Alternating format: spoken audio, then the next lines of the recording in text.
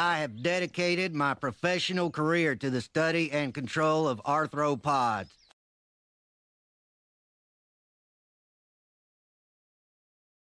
Okay, this is part 2 of a response to Karensfaith's video, Fallen Part 6, Cover-ups in Archaeology Part 1.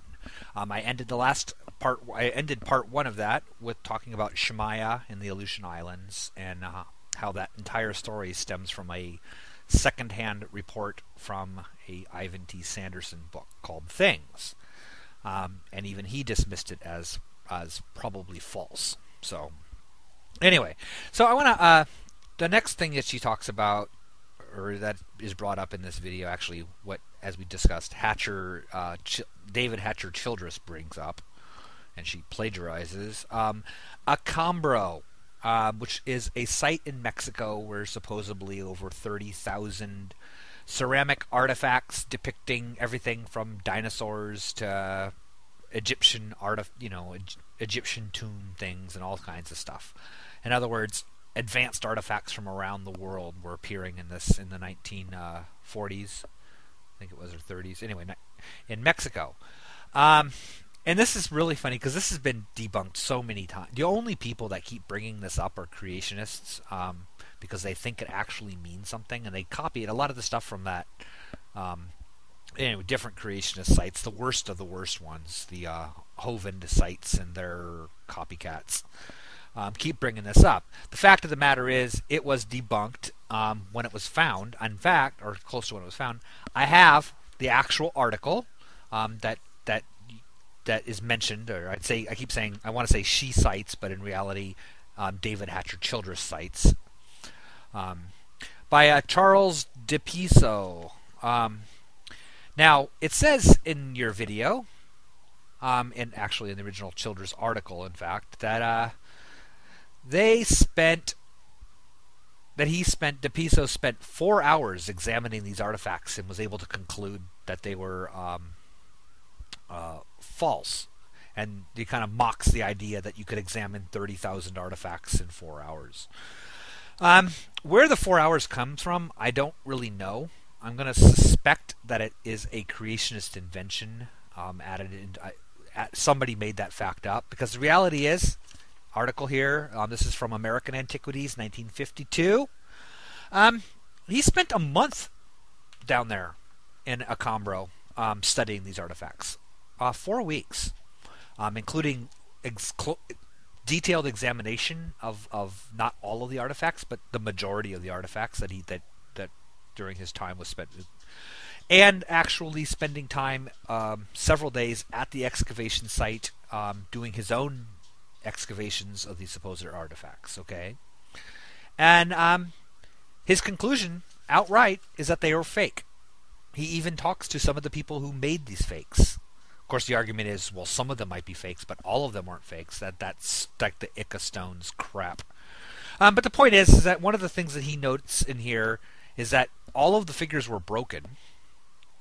But he states that it's clearly they were broken recently, not broken while they were buried, because there's not even a chip missing. The breaks fit together neatly without even a chip, meaning none of the edges have been worn. He talks about the genuine artifacts that were found in the region, genuine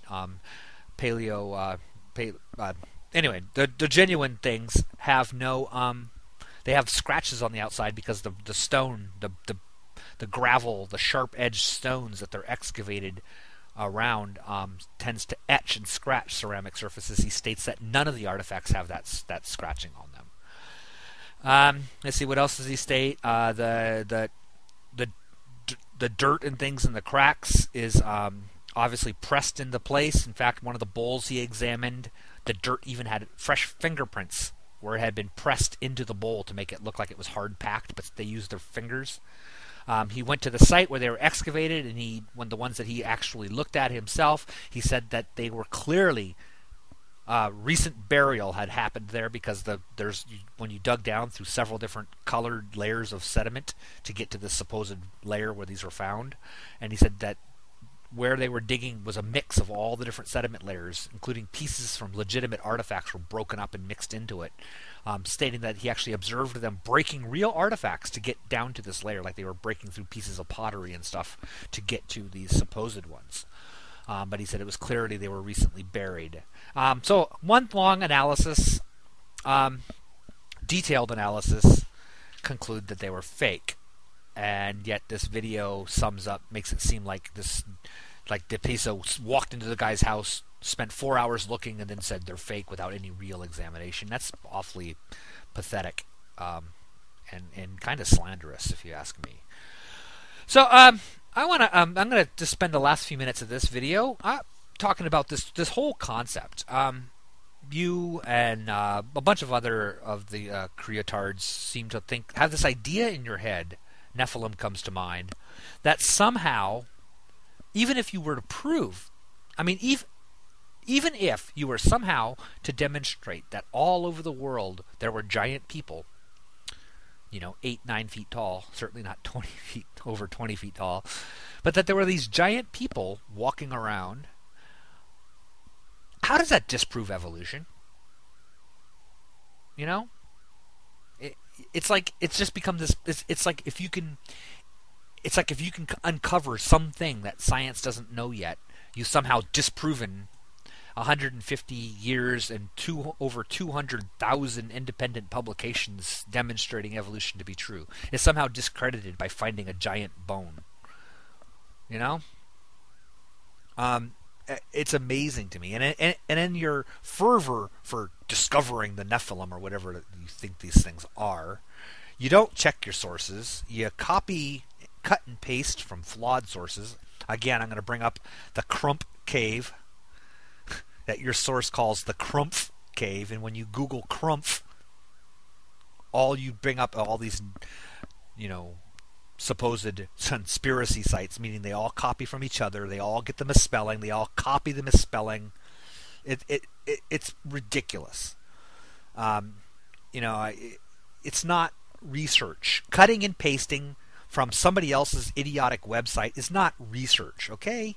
You and Neffy both need to figure that one out, all right? Because it's pretty, it's saddening, and I have the sneaking suspicion that you both probably know that it's not, I don't know. I don't get it. And the other thing I want to talk about is this. I see a lot of YouTube videos, not just you guys, lots of other videos where there's conspiracy things, and they like to treat the Smithsonian as if it's this, this like Fort Knox edifice.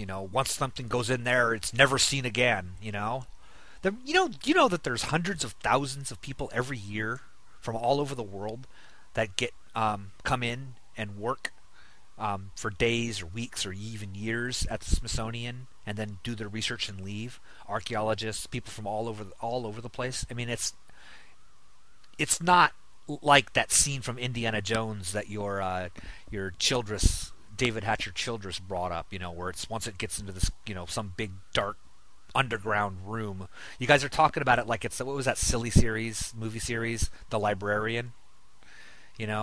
That somehow in the Smithsonian, the Ark of the Covenant and Pandora's box and all that stuff's all hidden down there. It's a place where we scientists hide our, we hide the fossilized angel we found and all this other stuff.